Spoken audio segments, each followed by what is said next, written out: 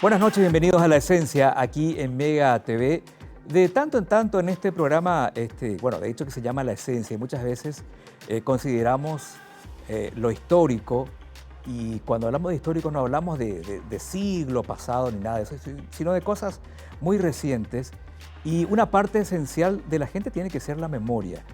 Yo particularmente, que crecí buena parte de mi juventud bajo el régimen militar, de hecho que la secundaria la completé bajo el régimen de Alfredo Stroessner todavía, en nuestra vida, en las clases de historia nos hablaban de, por ejemplo, y lógicamente no lo iban a hacer, de cosas que tenían que ver con algo que después uno llega a conocer y a leer un poquito y a preguntarle a la gente de qué era el operativo Cóndor, el plan Cóndor. Y tantas cosas de ese tipo que en el transcurso de nuestra vida estudiantil jamás nos han contado. Y hay tantas evidencias, tantos documentos, tantos testimonios, tantos desaparecidos que hoy con sus huesos inclusive nos dicen lo que pasaba en aquellos tiempos, que a veces nos cuesta entender cómo hay gente que todavía reivindica aquellos años con toda la evidencia que han aparecido en los últimos 20, 25 años o más, gracias a la tarea titánica de mucha gente como el señor que está aquí conmigo, a quien agradezco su visita. Doctor Rogelio Guiburú, ¿cómo está? Director de Memoria Histórica y Reparación, así era el nombre, ¿no? Así es el nombre, dentro del Ministerio de Justicia. Dentro del Ministerio de Justicia. Sí. ¿Cómo le va, doctor? Gracias por venir. No, gracias a vos, Juan, para charlar sobre estos temas que son importantísimos para la memoria de nuestro pueblo y de todo el Paraguay, por supuesto. Y que nunca nos enseñaron, nunca formó parte de un currículum, de una malla, de un pensum, jamás. Son cosas que nos enteramos cuando aparece alguna información, cuando están ustedes con su trabajo, pero así institucionalmente el Estado tal parece que no se preocupa de contarle a su gente cuál es nuestra historia reciente, porque no es tampoco historia del siglo antepasado. Claro, por supuesto. Y tenemos que señalar de que después de la caída del régimen, hablando en el tema de memoria, uno de los hechos más importantes fue la creación de la Comisión de Verdad y Justicia, que se creó por ley del Congreso. O sea que en ese momento el Estado asumió esa responsabilidad de investigar qué fue lo que pasó, cuáles fueron las violaciones gravísimas que cometió el Estado en épocas de terrorismo de Estado. Y de ahí surgen 200 recomendaciones aproximadamente que el Estado debe hacer para que esos hechos no se vuelvan a repetir. Y investigando todo eso, desde luego que se abordó el tema del Plan Cóndor, como recién señalaste, en la que fue un plan supranacional que involucró a los países que hoy somos el Mercosur y más del Mercosur, porque también Perú, Colombia y otros países, ¿verdad? Chile, por supuesto, Bolivia, además de Uruguay, Paraguay, Brasil y Argentina. Y bueno, y en estos días, como bien señalaste, se encontró este segundo avión, no es el primero. Segundo avión, en Uruguay. Segundo avión en Uruguay, en un aeropuerto cerca de Montevideo, un avión cuyas características están detalladas en el periódico, en el diario. Y con ese avión existen testimonios y existe documentación que demuestra de que se usó para trasladar a los prisioneros políticos en el Mercosur. Y en ese avión probablemente se hayan trasladado 5 ciudadanos argentinos y uruguayos desde Asunción a Argentina y que están desaparecidos. De los 5, uno de ellos fue visto en un campo de concentración de Buenos Aires, se llamaba el Club Atlético, y un testigo señaló que ahí lo vio a uno de los que fueron secuestrados acá. Y bueno, y están desaparecidos todos. Creo que eran 3 argentinos, en ese caso en particular, de ese vuelo en particular hablemos. De ese vuelo en particular. 3 argentinos y 2 uruguayos. Entre los argentinos había una mujer. Y al Marta único Landi. Que se tiene más o menos alguna idea de dónde fue a parar es Insaurralde, que era el apellido, que fue visto por otro preso ahí en el Atlético y después no se sabe nada, doctor. No se sabe nada. Y ahora que en el Uruguay se encontró una fosa común y se está trabajando, ahí están los antropólogos y arqueólogos trabajando, sabemos de que se encontró un esqueleto, por los exámenes antropológicos que se realizaron ahora, de una mujer. Y vaya uno a saber si no es Marta Landi, por ejemplo. Y bueno, de esto se están encargando los jueces de Argentina y de Uruguay. Y es de esperar que los jueces de Paraguay también se involucren en la investigación como corresponde, porque hay que hacer cumplir la ley. Y que se descubra todo esto, porque esto fue, como recién dijimos, un plan supranacional. Y entonces tenemos el derecho, los ciudadanos, de saber, porque se financió con plata de los estados y de civiles, de empresarios privados de los países involucrados, en estos vuelos que secuestraban y a otros lo tiraban desde los aviones, como los vuelos de la muerte en la Argentina. Y eso no es ficción. No, es ficción. Esos vuelos de la muerte con seres arrojados de ahí, eso no es ficción. Y una de ellas fue una compatriota nuestra, Sí. Esther Balestrino de Careaga, Sí. junto con las dos monjas francesas y dos madres de la Plaza de Mayo, que fueron encontradas y que fueron identificadas por el equipo argentino de antropología forense.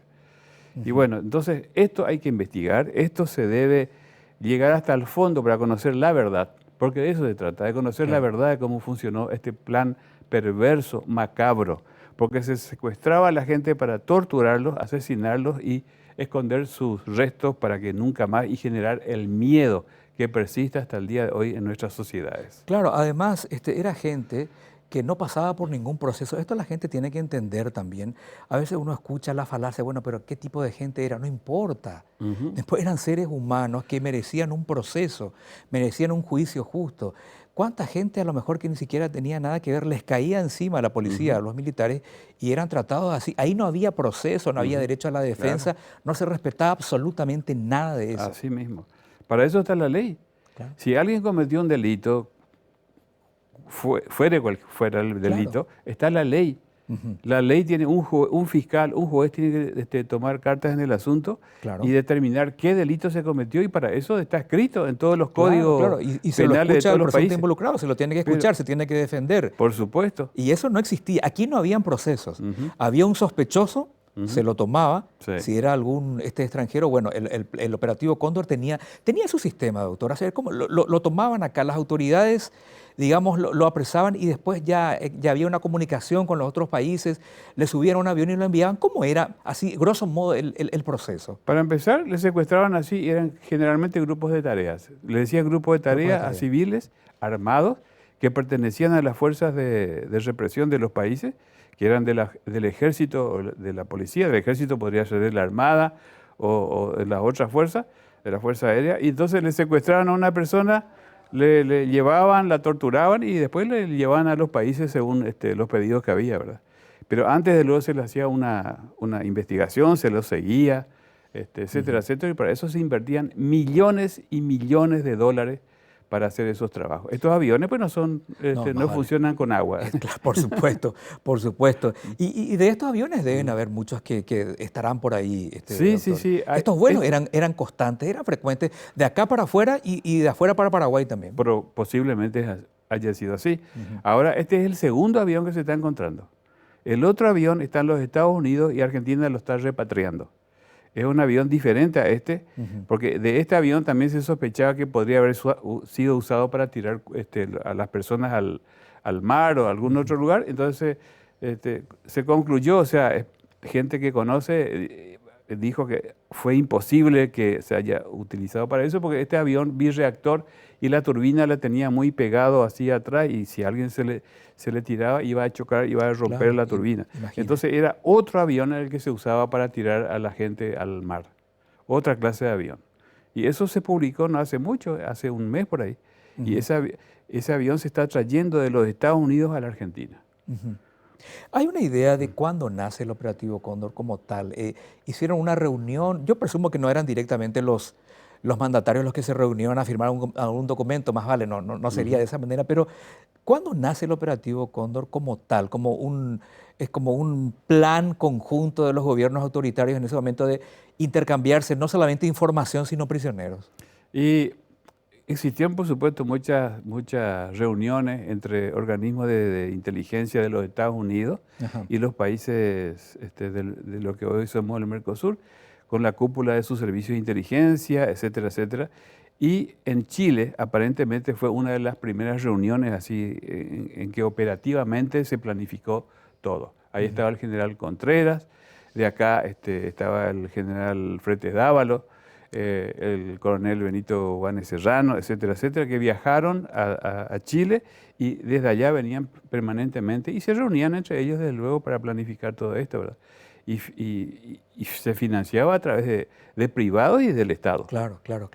Eso significaba que toda la estructura del Estado estaba a servicio para eso, ¿no? La justicia, por ejemplo, Claro. las instancias judiciales, los tribunales paraguayos, vamos a hablar de Paraguay, los tribunales paraguayos, la Corte Suprema de Justicia, todo estaba al servicio de ese macabro operativo. Totalmente, por eso decimos terrorismo de Estado. Terrorismo de Estado, la estructura. Porque no empezó siendo una dictadura, ¿verdad? Con Alfredo Stroessner en nuestro caso. Pero después se conformó el verdadero terrorismo de Estado porque fueron los tres poderes que se involucraron para que estos hechos fueran cometidos. Y para eso el Parlamento, por ejemplo, en esos años de terrorismo de Estado sancionó esas dos famosas leyes 209 y 294, bajo el paraguas protector de la doctrina de la seguridad nacional emitida desde los Estados Unidos. En esa confrontación entre los dos paradigmas que existían en aquel entonces, el socialismo encabezado por la Unión Soviética y el mundo occidental y cristiano encabezado por los Estados Unidos. Fijémonos que le llamaban Guerra Fría porque era una situación de tensión, pero era entre ellos. Acá en Sudamérica no era Guerra Fría, era sangre. Claro, acá era Guerra Caliente. Guerra Caliente, sí. con muchos desaparecidos. Sí, totalmente. Y así es como tenemos tantos desaparecidos en nuestros países, ¿verdad? Sí. En Argentina se habla de 30.000, nosotros nunca vamos a saber el número exacto, porque si bien tenemos documentados cerca de 500, hay muchísimos casos de que no han sido denunciados todavía por miedo y el tema que con mucha dificultad que muchos ciudadanos de los pueblos originarios no fueron tampoco denunciados porque no tenían cédula, no tenían nombre. Claro, ¿y a ellos cómo los buscamos? Y después, y por último, a las niñas que desaparecieron porque Stroessner, además de ser un dictador y de ser un asesino, ladrón además, era pedófilo. Entonces, hay libros violaba. publicados. Sí, Hace poco se publicó un libro de La orgía del general, ¿no? Así mismo. Sí, y está documentado. Y hay gente que todavía reivindica a esa época. Imaginemos lo terrible que era, no solamente una persecución a gente que en apariencia, en muchos casos, conspiraba contra ese gobierno, sino menores. Así es, criaturas. Menores, pero en edad de pubertad. Claro. A las niñas 9, 10, 11, 12 años las violaban. Una cosa que solamente una mente macabra puede cometer esos delitos tan perversos. Y eso pues nosotros tenemos que saber los paraguayos porque es de esperar que nunca más sucedan esos hechos. No nos merecemos los paraguayos. No merece nadie. Y dígame, estos aviones, por ejemplo, o helicópteros que se utilizaban, tenía su personal. Claro. Esa gente con el transcurso del tiempo, digamos, ¿mostraron algún arrepentimiento, confesar, contar, colaborar con la investigación? Me gustaría que me responda después del corte si hubo ese tipo de situaciones también. ¿Le parece? Sí, claro. Pausa y ya regresamos aquí en La Ciencia hoy con el doctor Rogelio Boyuno.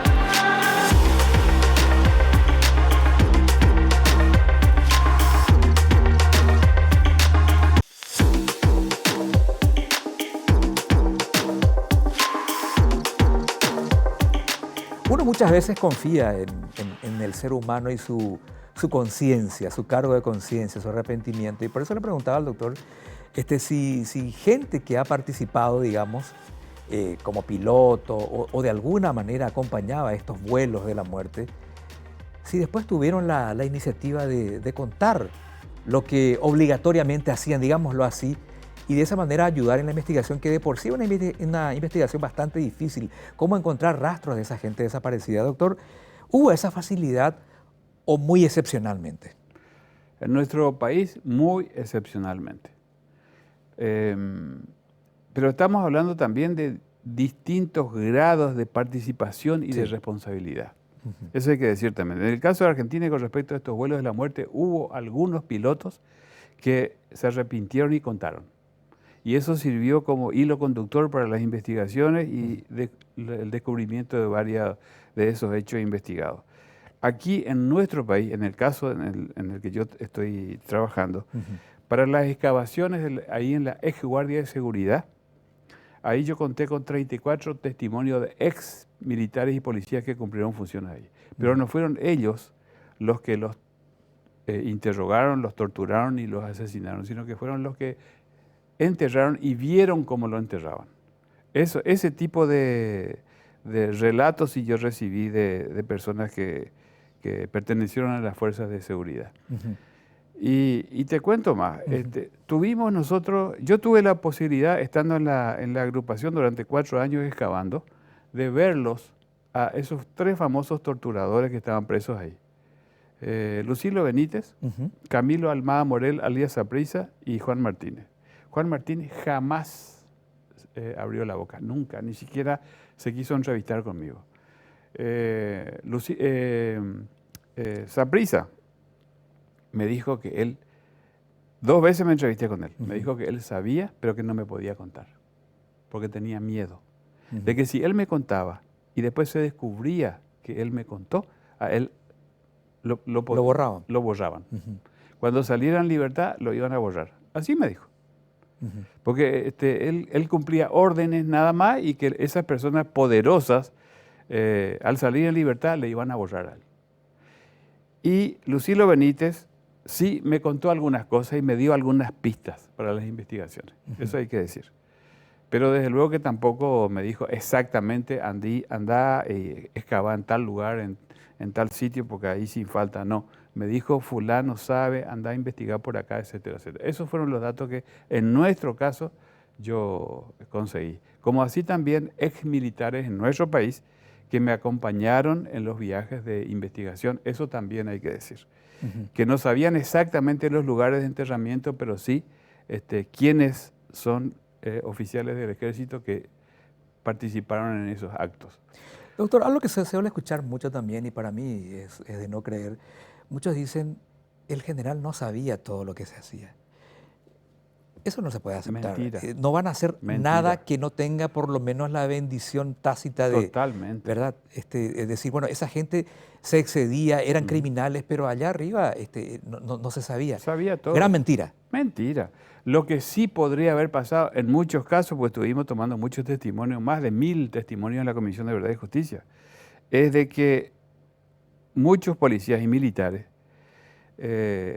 realizaban actos perversos contra personas sin que esa persona haya sido un dirigente político, un dirigente sindical o un opositor al régimen, simplemente por venganza. Claro. Simplemente a mujeres, por ejemplo, que no les hacían caso y no seguían sus deseos, entonces las secuestraban, las violaban. Y le atribuían funciones, claro. es como que le decían conspiraticias, Exacto. No recuerdo el término que utilizaban ellos. Totalmente. Y en esos subversivas. casos, subversivas. Ese era un término que se escuchaba mucho en la época del gobierno militar, subversivo. Subversivo. Y en esos casos, probablemente Stroessner no lo haya sabido porque eran cuestiones así que se realizaban. Claro, pero tenían el carnet para hacerlo, tenían el cheque en blanco para hacerlo. Por supuesto. Como los soldados nazis que mataban. Desde las primeras represiones al movimiento 14 de mayo, allá en la zona de Itapúa, Caazapá y Guairá, ahí los particulares tenían un carnet firmado por el general Patricio Colmán Martínez que les autorizaba a hacer lo que quisieran. Además, estaban también los serviles que querían ganarse puntos. Así es. Querían ganarse la simpatía de las autoridades en ese momento. Entonces era como el guardia de la cuadra. Por ahí algún vecino le caía mal y lo denunciaba y ya lo tomaban como subversivo. Hasta esas cosas sucedían. La gente no sabe que esos 35 años de terrorismo de Estado, con esas 2 leyes represivas, 209 y 294, regía el estado de sitio. Claro. Estado de guerra, de excepción. Claro. La gente no se podía reunir entre más de 3 personas en una esquina.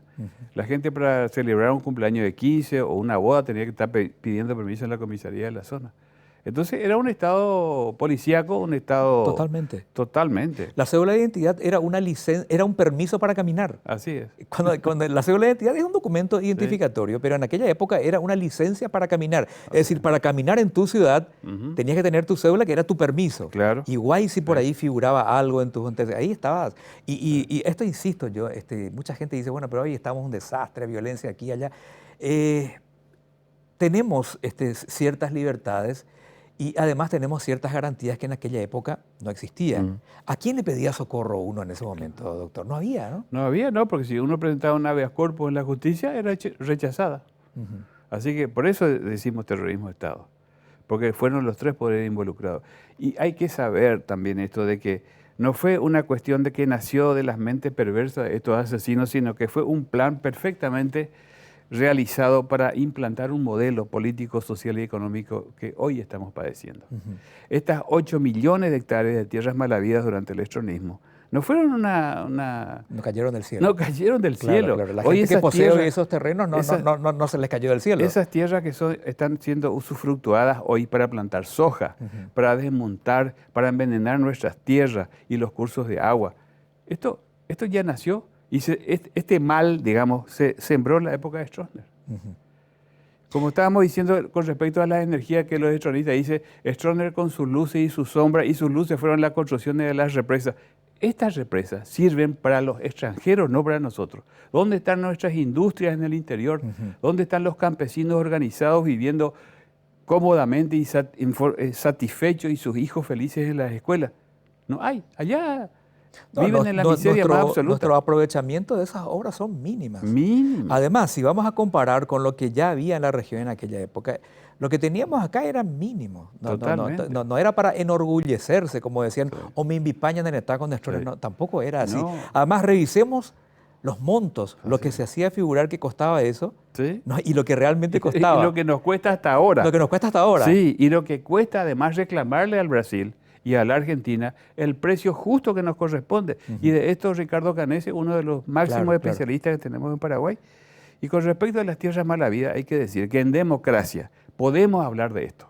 Y podemos seguir luchando y podemos construir organizaciones de defensa de nuestra soberanía y de derechos humanos, de tal manera de insistir, perseverar en reclamar esos derechos. Nosotros, desde la Plataforma de Derechos Humanos, no solamente desde el Ministerio de Justicia, donde buscamos a los desaparecidos, logramos que se cree una comisión que próximamente va a investigar los mecanismos que tienen que resultar necesarios para recuperar esas tierras malavidas. Y que se hable de eso ya es importante. Y que se hable de eso en este modelo de democracia, que aunque sea una democracia restringida, tuerta, y por lo menos sirve para que podamos sentarnos a discutir de este tema y pensar en el Paraguay que queremos y que nos merecemos. ¿Y qué piensa de los proyectos que están presentando con respecto a este tema?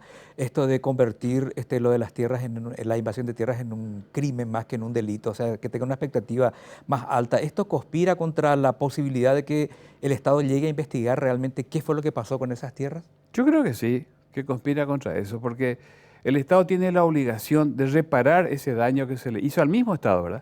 Por eso, cuando uno habla de reparación, habla de responsabilidad. El Estado perpetró esos delitos. El Estado violó la ley, porque esas tierras tenían que haber sido entregadas a personas que eran sujetos de la reforma agraria. Para ser sujeto de la reforma agraria hay que cumplir con ciertos requisitos. Hay que ser campesino, hay que tener una familia con arraigo en la zona y hay que ser capaz de trabajar esa tierra. Bueno, en la época de Stroessner se repartió como un botín a los colaboradores del estronismo, de su primer anillo, segundo anillo, tercer anillo, militares y civiles. Así que fuera de la ley se hizo todo eso y el Estado tiene que reparar eso. Ahora, ¿de qué forma hay que recuperar? Bueno, eso se tiene que discutir entre la justicia y los ciudadanos todos. Eso se tiene que hacer audiencias, inclusive con la universidad. Para eso tenemos estudiantes en agronomía, en cuestión ambiental y en industria, para que confeccionemos entre todos un modelo país. ¿Cómo vamos a decir que somos un país agroganadero y 2.000 personas en nuestro país van a vivir como si fueran el primer mundo y el resto va a estar ahí en la calle? Pero es vergonzoso como allá yo estoy en Caguazú excavando, cómo los campesinos paraguayos andan por la calle sin trabajo, semidesnudos, los indígenas, las criaturas de 15, 16 años, las chicas prostituyéndose porque no tienen para comer. ¿Cómo vamos a vivir así en Paraguay en pleno siglo XXI? Pretender que es un país justo. Sí, no se puede. No se puede. Entonces, en esta democracia que costó muchos años de lucha, sangre y fuego, murieron más de 200 soldaditos para que hoy estemos viviendo sin leyes represivas y con la posibilidad de poder reunirnos más de 3 personas en la esquina y con la capacidad que tenemos que poner todos para crear organizaciones y pensar, utilizar el pienso para ver qué país queremos. No es repartir nomás las tierras y que deforesten y que después otra vez ellos mismos tengan que alquilar las tierras a los brasiguayos porque nosotros no tenemos herramientas para trabajarlas. No, hay que pensar en un proyecto país. Y ese proyecto país estamos involucrados todos. Y cuesta tanto. Doctor. Y cuesta, pero hay que hacerlo. Hay que hacerlo. Hay que hacerlo porque nosotros somos paraguayos, nacimos acá, aunque nuestros antepasados vinieron de Europa seguramente, claro. pero somos paraguayos. Y una cosa muy importante, no nacimos para vivir mal.